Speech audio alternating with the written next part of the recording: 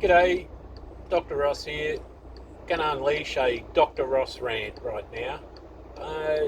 Last week, young families of 80cc riders that were hopeful of competing in the Australian Supercross Championship had their hopes and dreams dashed when they cancelled the class at the Adelaide round due to lack of entries.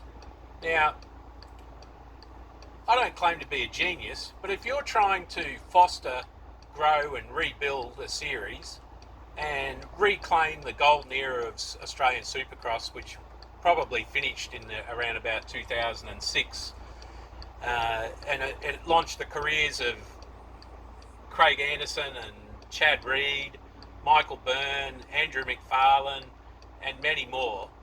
You know, there's guys earned a good living racing Supercross in the early 2000s and mid 2000s, and it really was built on the back of mini cycle or mini masters in the Supercross Masters era. Now, Phil Christensen used to run an awesome series. It ran for 25 years, was profitable and sustainable. He filled the pockets of hundreds of riders with prize money and ran some really good races. Now, in the new era we've got, which is the result of what happened back in 2004 with the SX Nationals and then the Super X, in those commercial deals done by Motorcycling Australia, they gave exclusivity to SX Nationals and the gas guys at Super X and killed off anybody from running a Supercross, and pretty much made sure that they stuck the knife in and killed stadium motocross and crushed that as well. Now, the top riders like Reedy and Daniel Reardon that are still going today, they all race stadium motocross and Supercross, mini masters, that sort of thing. That's how they got their start in the sport. That's where they built their skills.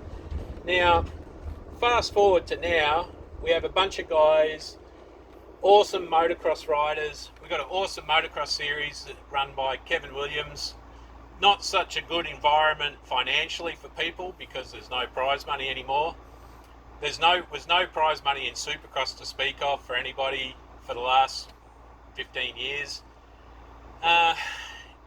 If you're going to try and foster the sport, you've got to try and bring those events back. You've got to bring those classes back, and you've got to build some new riders. And you don't build anything by calling it off, cancelling it, and not running it. Now, whoever's in charge of the decision to cancel that event, I understand if there's a stone tablet somewhere where it's etched in stone that you have to have X number of competitors to have a championship, fine. Don't award points for it, but run the race. You had people that had airline bookings, had planned on doing that event, and have actually, a couple of them I know, decided not to do the Australian Junior Motocross Championships in Adelaide, and we're going to focus on doing the Supercross. Now that's all gone. They don't give a rat's ass about it. They've been made to look stupid, and I can't use any other words than we are stupid and idiotic people if we think that cancelling a class and not running a race is the way to promote a sport and to foster the growth and to try and rebuild the sport. You do all that by running the race, make those people feel welcome, make those people feel special, make other people that watch the event want to participate in it. You don't do it by cancelling it. I just don't understand it. Everybody has got their heads so far up their asses, it's not even funny.